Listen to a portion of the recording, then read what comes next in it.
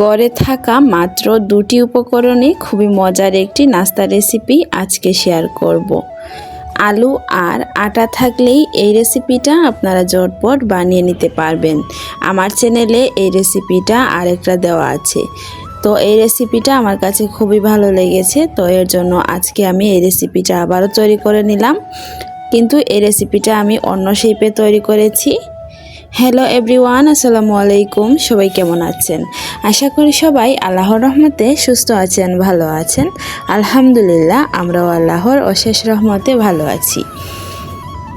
এই নাস্তাটা যেমন ক্রিস্পি আর ভিতরটা খুবই সফট থাকবে, খেতে কিন্তু খুবই সুস্বাদু হয়। আপনারা চাইলে বিকেলে নাস্তায় বাচ্চাদের টিফিনে এই নাস্তাটা রাখতে পারেন। মাত্র দুটি উপকরণে ঝটপট তৈরি করে নিতে পারবেন, আর খেতে কিন্তু বিশ্বাস করেন খুবই মজার হবে। আপনারা যদি না বানিয়ে খান তাহলে বিশ্বাসই করতে পারবেন না এই নাস্তাটা খেতে কতটা মজার হয়। তাই আমি আপনাদেরকে রিকোয়েস্ট করব, এই নাস্তাটা বানিয়ে একবার খেয়ে দেখবেন, আর আমাকে কমেন্ট করে জানাতে ভুলবেন না এই নাস্তাটা খেতে কেমন ছিল। তাহলে চলুন কথা না বাড়িয়ে মূল রেসিপিতে চলে যাই। বিসমিল্লাহির রহমানির রহিম। এই রেসিপিটি তৈরি করার জন্য ফার্স্টে আমি একটি ফ্রাই প্যানের মধ্যে অল্প করে একটু তেল দিয়ে দিলাম। এখন আমি এখানে দিয়ে দিব কালো জিরে। এখন কালো জিরেটাকে 2-1 মিনিট ভেজে নিব। তারপর আমি এখানে দিয়ে দিব দুটি আলু। আমি আলুগুলোকে অফ ক্যামেরায় ভালো করে খোসা ছাড়িয়ে গ্রেটারের সাহায্যে গ্রেট করে নিয়েছি, আর গ্রেটারের মোটা অংশটা দিয়ে আমি আলুগুলোকে গ্রেট করে নিয়েছি। এখন আমি আলু দিয়ে দিচ্ছি এখানে আমি স্বাদ অনুযায়ী লবণ, আর দিয়ে দিব হলুদের গুঁড়া 1 চিমটি পরিমাণ, মরিচের গুঁড়া দিয়ে দিচ্ছি 1 চিমটি পরিমাণ। দিয়ে এটাকে আমি এখানে এখন পানি দিয়ে দিব। পানি দিয়ে ভালো করে আলুর সঙ্গে মিক্স করে নিব। আর এখন আমি এটাকে জাল না করে এটার মধ্যে আমি দিয়ে দিব আটা। আপনারা চাইলে এখানে ময়দা দিয়েও এই নাস্তাটা তৈরি করে নিতে পারবেন। তো এখন আমি এখানে দিয়ে দিচ্ছি 2 কাপ পরিমাণ আটা, দিয়ে ভালো করে মিশিয়ে নিব। আর এই পর্যায়ে চুলাটা আমি অফ করে দিয়েছি। এইভাবে বিশ্বাস করেন নাস্তাটা যদি আপনারা একবার তৈরি করে খান তাহলে দেখবেন এই নাস্তাটা বারবার বানাতে চাইবেন। এই নাস্তাটা কিন্তু খুবই মজার হয়ে থাকে। মাত্র দুটি উপকরণে এই ক্রিস্পি মজাদার নাস্তাগুলো আপনারা কিন্তু খুবই সহজেই বানাতে পারবেন, আর হাতে সময়ও কিন্তু খুবই কম লাগবে।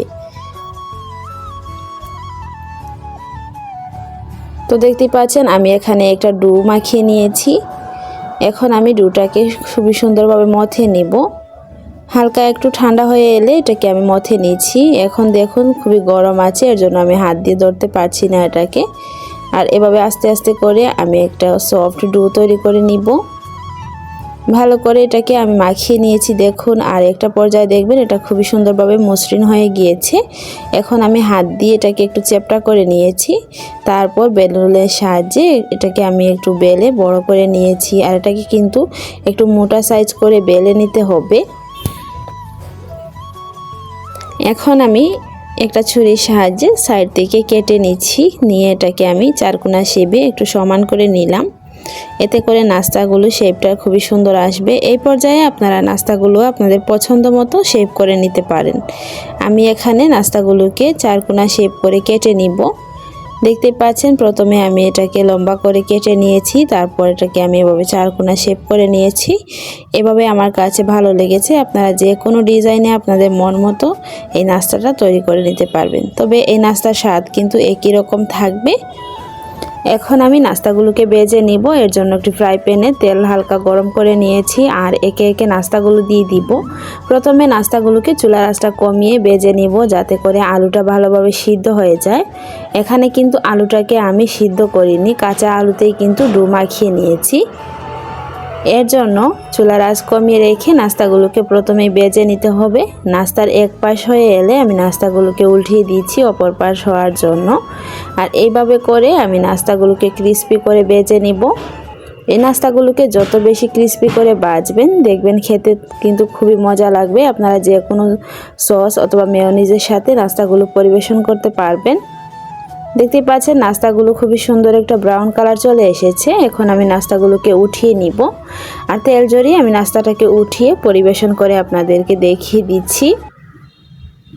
ভিডিওর এই পর্যন্ত এসে যারা একটি লাইক দিতে ভুলে গিয়েছেন, অনুরোধ করব একটি লাইক দিয়ে সম্পূর্ণ ভিডিওটি কন্টিনিউ করবেন।